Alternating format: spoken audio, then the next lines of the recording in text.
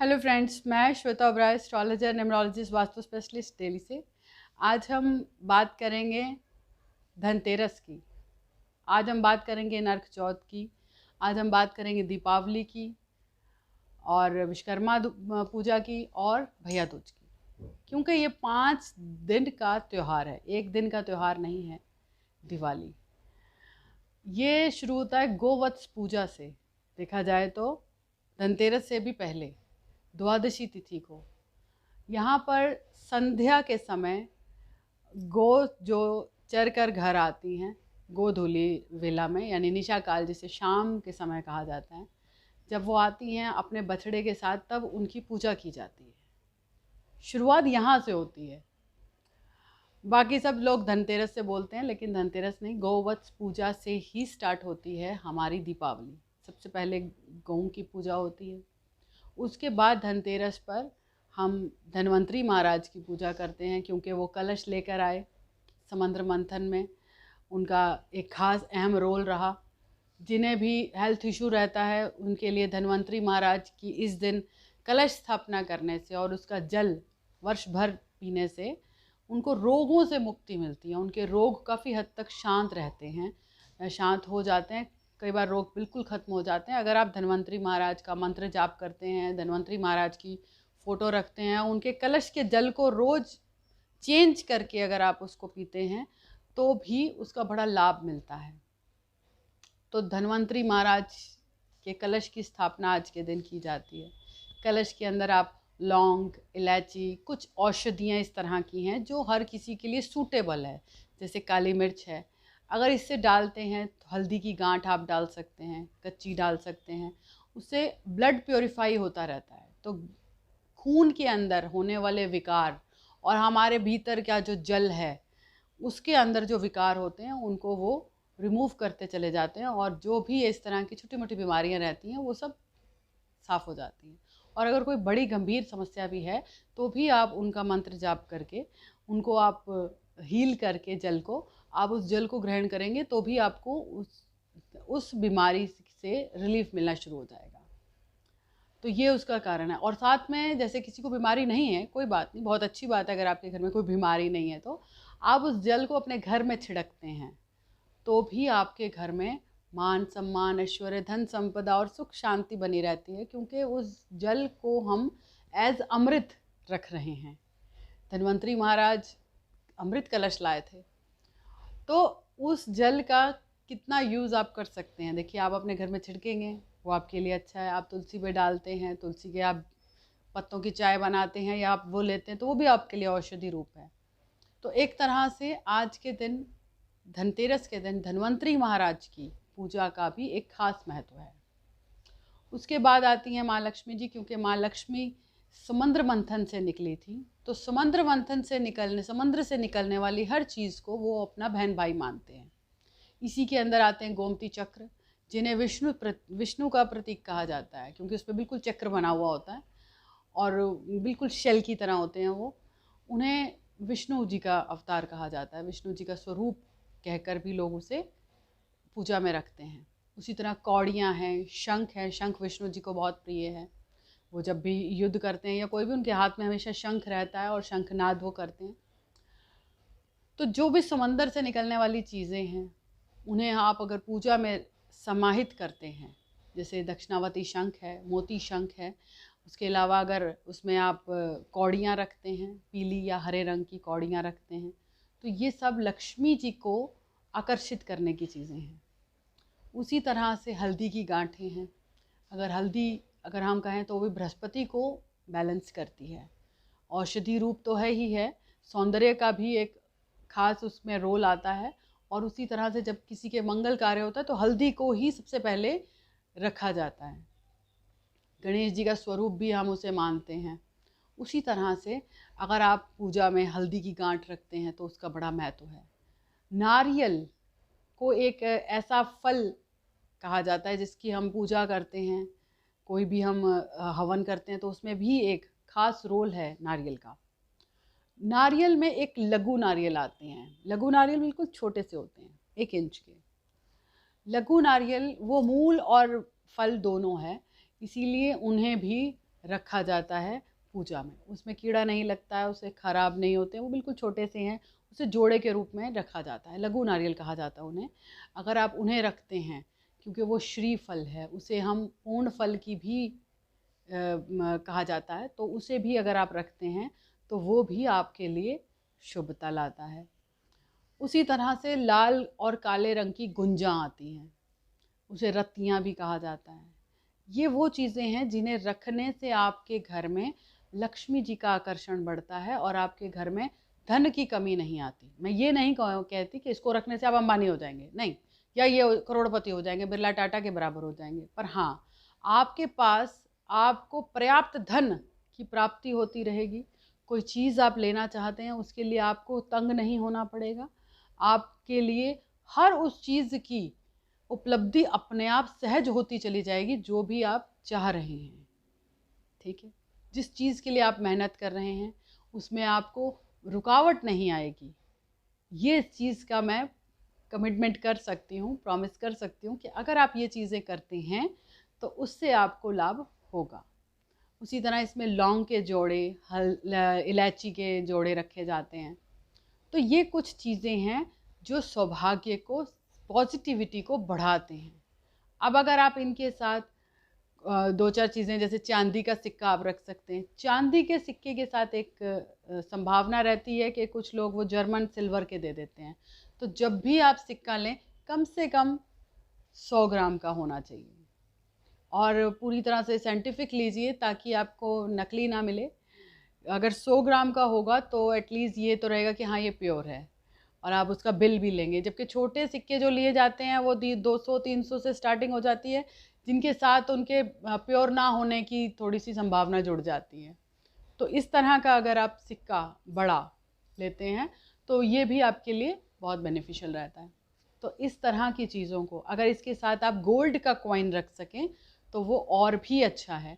मैं जानती हूँ कि गोल्ड का रेट काफ़ी ज़्यादा हो चुका है इस समय, और हर इंसान सामर्थ्यवान नहीं रहता है कि आप ले सकें, लेकिन फिर भी अगर आप कोशिश करते हैं, एक छोटा सा कॉइन, ये 2 से 5 ग्राम, 10 ग्राम, अपने सामर्थ्य अनुसार अगर वो भी आप रखते हैं तो वो आपके घर में संपन्नता की गारंटी है। कारण ये है कि पहले तो हम अपने ज्वेलरी को रखते थे, पहले पहले हम ज्वेलरी तुड़वाते नहीं थे। दादी से चल रही है, माँ के पास आई, माँ से बहू के पास आई, बहू ने फिर अपनी आगे बहू को दी, तो वो संपन्नता भी पीढ़ी दर पीढ़ी चलती थी। लेकिन आजकल लोग फैशन के नाम पर, अपनी पसंद के नाम पर, नए डिज़ाइंस के नाम पर ज्वेलरी को तुड़वाते चले जाते हैं, तो वो संपन्नता भी कहीं ना कहीं हमारी खंडित हुई है। तो ऐसे में कोशिश करें कि एक चांदी का कॉइन और एक गोल्ड का कॉइन, अगर आपकी ये सामर्थ्य है आप ब्रिक रखिए। मैं तो चाहूँगी कि मुझसे जुड़ने वाले हर इंसान के पास ब्रिक हो, तो आप अगर ब्रिक रख सकते हैं, कॉइन रख सकते हैं, अपने सामर्थ्य अनुसार उसे रखें और हर दिवाली पर उसकी पूजा करें। उसे तोड़वाएं नहीं, उसे कभी किसी को दें नहीं। अगर आपका मन भी है किसी को देने का तो आप अलग से लेकर दीजिए। जिसकी पूजा आपने दिवाली पे कर ली वो आप किसी को नहीं देंगे। इस चीज़ का खास ध्यान रख कर चलें। तो इससे क्या होगा कि आपके घर की संपन्नता दिन पर दिन बढ़ती जाएगी। उसमें आपको अपने आप महसूस होगा कि हाँ, एक चीज़ है जो अब ठहर गई है। अगर आप बाहर विदेश में देखेंगे, अगर आप रॉयल फैमिली लंदन की जो महारानी हैं, अगर उसका भी आप देखेंगे, उनकी ज्वेलरी कई सालों से स्टेप बाय स्टेप आगे से आगे दी जा रही है रानियों को। किसी ने भी उसको तोड़वाया नहीं है, उसकी फिनिशिंग करवाई जाती है, उसको क्लियर करवाया जाता है, लेकिन उसे तोड़ा नहीं जाता।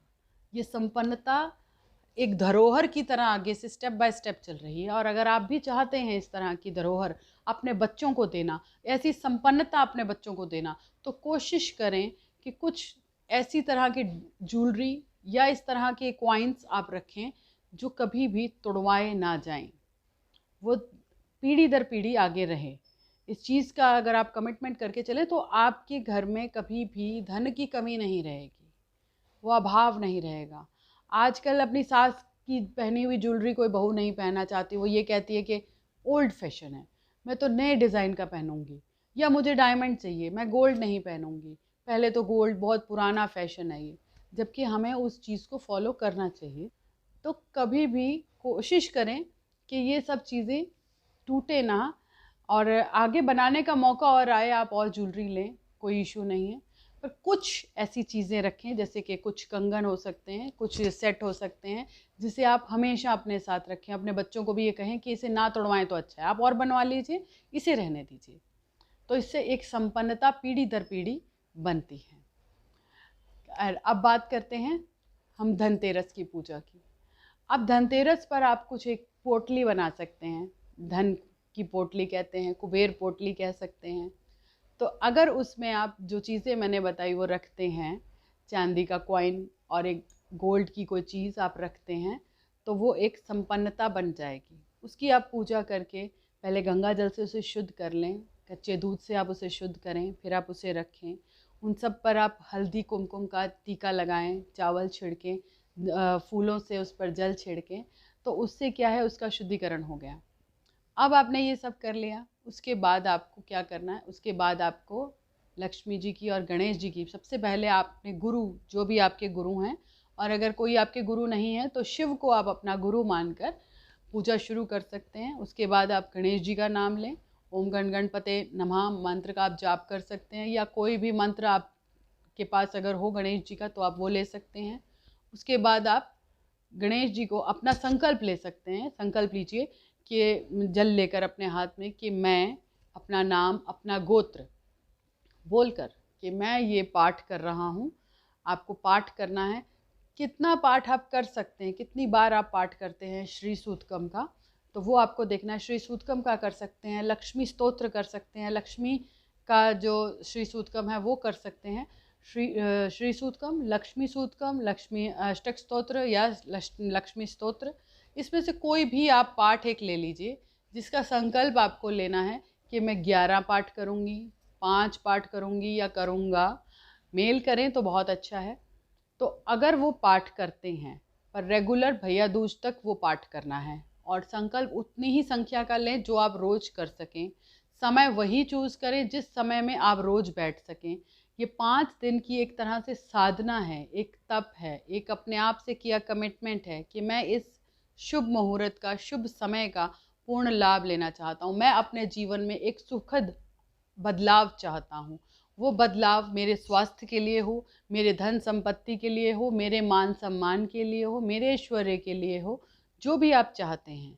आपकी शादी नहीं हुई है, अगर आप चाहते हैं कि आपको एक अच्छी सुयोग्य पत्नी मिले, उसके लिए आप कर सकते हैं। अगर आप मेल हैं तो आप अच्छे अच्छे पति के लिए कर सकते हैं, अगर आप फीमेल हैं तो वो आपके ऊपर है। अगर फीमेल हैं और उसकी शादी नहीं हुई है तो पुरुष सूतकम का पाठ कर सकती है कि उसके जीवन में एक अच्छे जीवन साथी का प्रकाश हो, ताकि उसे जो आगे चल के उसका सहयोग करे।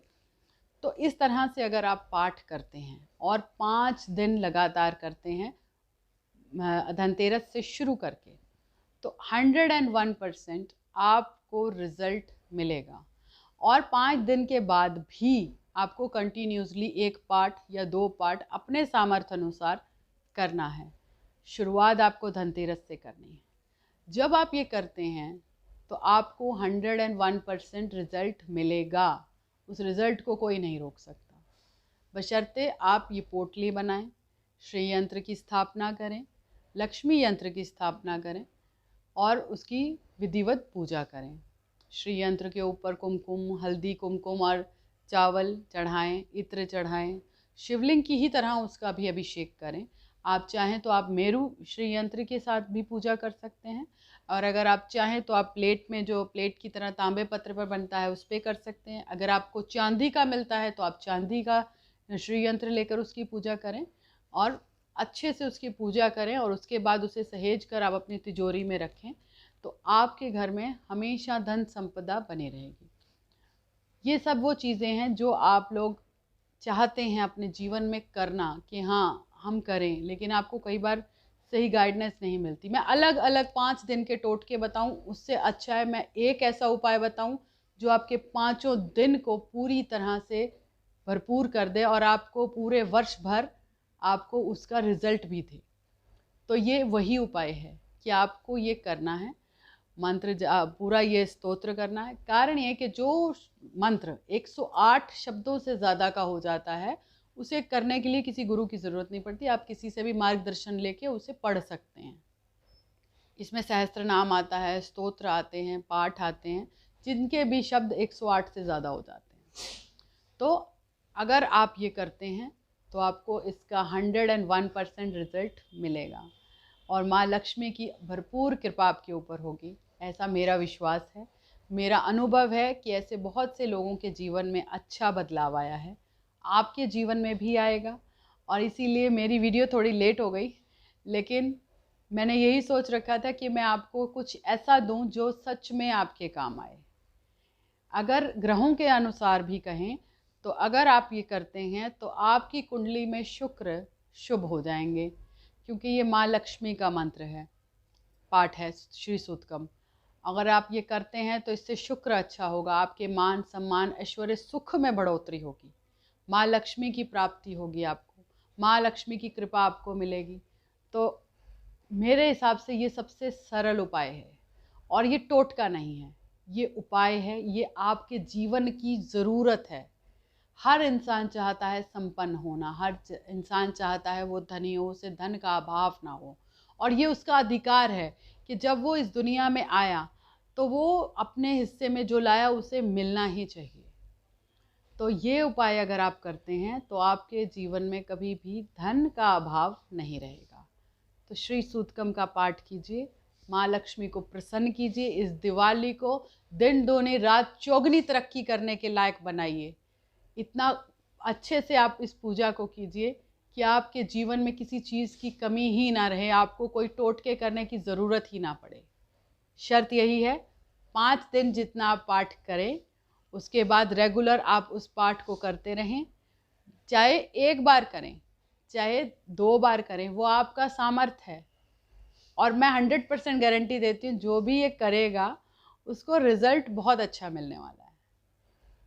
तो मेरी यही शुभकामनाएं आपके साथ, ये दिवाली आपके जीवन में सुख समृद्धि और शांति बनाए, आपकी हर मनोकामना को पूर्ण करे, माँ लक्ष्मी आपके भंडारे भर के जाए। जय माता दी।